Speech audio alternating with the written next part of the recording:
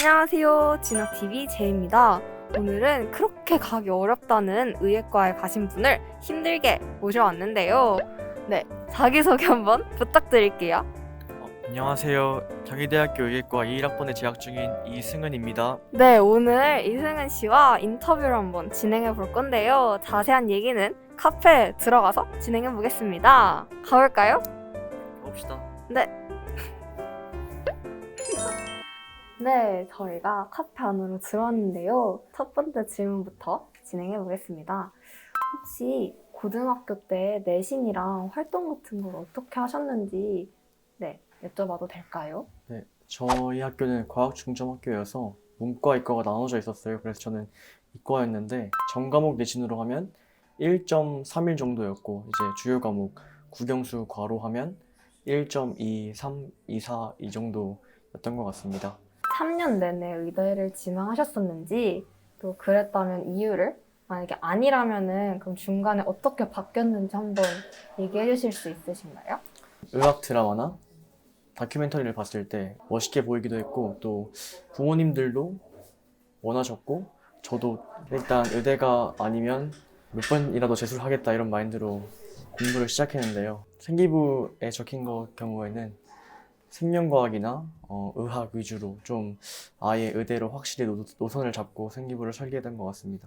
고등학교에서 했던 활동들 중에 어떤 게 가장 큰 도움이 됐던 것 같은지 하나만 소개해 주실 수 있으신가요? 제가 일반고였는데 일반고에서는 쉽게 다룰 수 없는 그런 첨단 기자재를 이용해서 그런 게 저희 지역 과학고에 있어서 그런 과학고에서 실험을 해보는 행사를 고등학교 1학년 때 다녀왔는데요.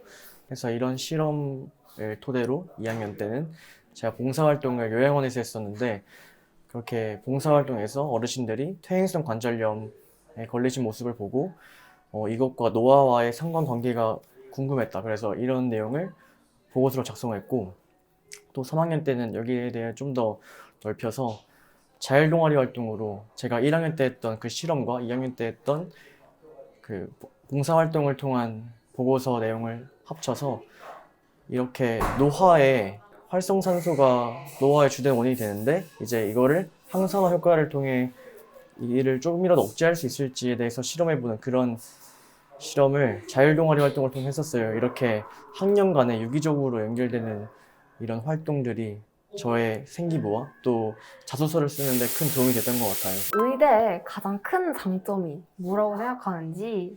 예과 한정이긴 하지만 그래도 제 친구들을 보면은 이제 시험 기간 때 정말 힘들어 하거든요. 근데 지금 예과생인 저의 신분으로서는 아주 시험 스트레스를 받을 일이 거의 없고 거의 시험 하루 이틀 전에 그냥 과에서 내려오는 족보 같은 것만 좀 보는 수준이라서 일단 시험의 부담이 적다? 예과에서는 그런 장점이 있고요.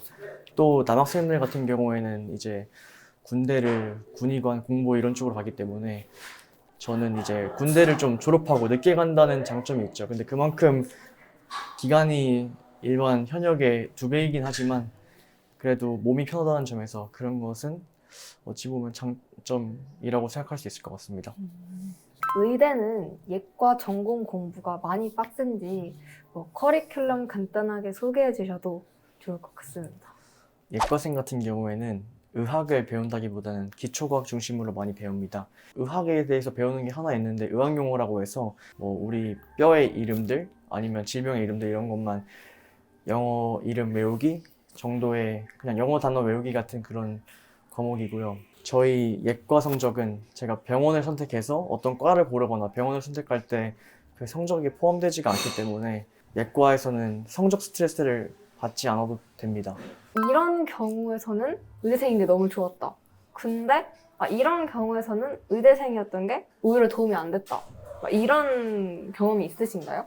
좋은 점 같은 경우에는 일단 주위 사람들이 되게 멋있다고 칭찬 많이 해주시죠. 그리고 부모님들이 되게 좋아하시고 소위 말해서 약간 어깨뽕이 생긴다.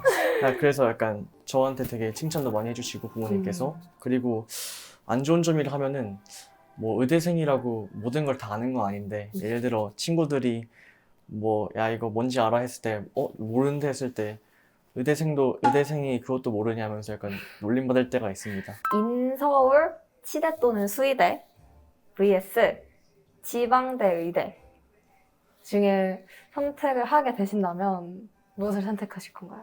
저의 고등학교 3년 같은 경우에는 거의 그냥 무조건 의대 이런 느낌이어서 저 개인적으로는 좋은 인서울 치대라도 지방대 의대를 선택할 것 같긴 합니다. 그리고 일반적으로도 아무래도 의대가 좀 더 선택의 폭은 넓다 보니까 그래서 이런 점에서는 의대가 좋은 점이 있는 것 같아요.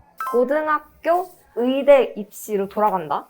때 아직 본과를 가진 않았지만 앞으로 올 본과 공부 둘 중에 하나를 골라야 한다면? 선배님들의 말씀을 들어봤을 때 진짜 고3 때보다 더 빡세게 공부하시더라고요. 그래서 이런 걸 봤을 때 너무 무서워서 차라리 전 그리고 사실 고등학교 때 물론 열심히 하긴 했지만 아예 뭐 여가 시간이나 그런 게 없을 정도로 하루에 공부만 할 정도로 열심히 하진 않았거든요. 근데 본과 선배님들 말씀 들어보시면 거의 공부 말고는 할 시간이 없다 그러셔서 이런 거를 생각해 보면은 그래도 고등학교 입시가 좀 더 편하지 않을까 생각합니다.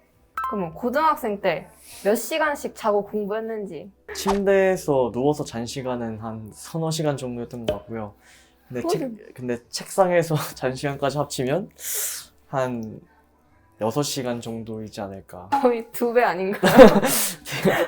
한 5, 6시간 정도를 잔 것 같습니다. 최대한 내 몸이 아예 회복될 때까지 충분히 잠을 자시고 깨어있는 시간만큼은 확실하게 공부를 한다.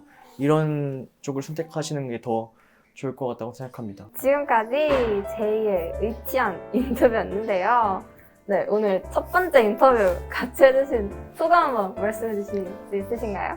이렇게 저를 불러주셔서 약간 되게 신기하고 재밌는 경험이었던 것 같습니다. 네, 오늘 이렇게 귀한 시간 내주신 이승은님께 다시 한번 감사드리며 저는 다음 화로 다시 돌아오겠습니다. 인사. 안녕.